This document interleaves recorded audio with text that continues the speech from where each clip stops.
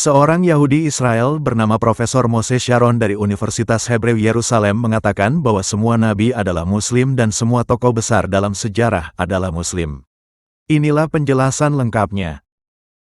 Attitude of Islam to history, and in fact, what we find, the basic attitude is that all history is in fact an Islamic history. That means that all the major figures of history basically are Muslims, from Adam down to our own time.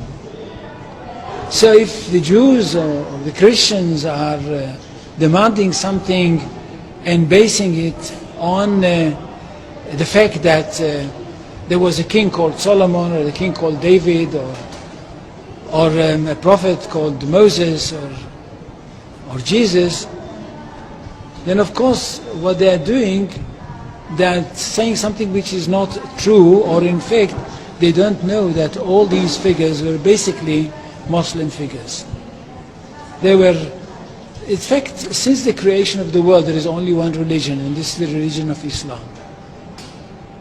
So if anybody says, look, there is a place which is connected with Solomon, and that's the place where the Temple of Solomon stood, a true Muslim would tell you, yes, absolutely right, but don't forget that Solomon was a Muslim, and David was a Muslim, and Abraham was a Muslim, and Isaac was a Muslim, and Jesus was a Muslim. And this is what I mean by the Islamization of history.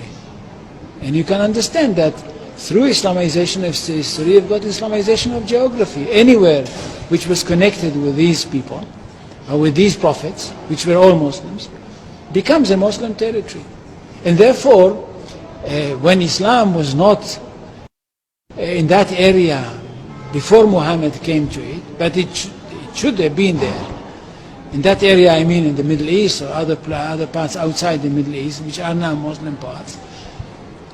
Any place like this had to be freed, not to be conquered, had to be liberated. So Islam appeared in history in the time of Muhammad, or reappeared in history from their point of view, reappeared in history as a liberator. And therefore there is no Islamic occupation. If somebody occupied anything, it would be always somebody else, not the Muslims. So there is no Islamic occupation, there is only Islamic liberation.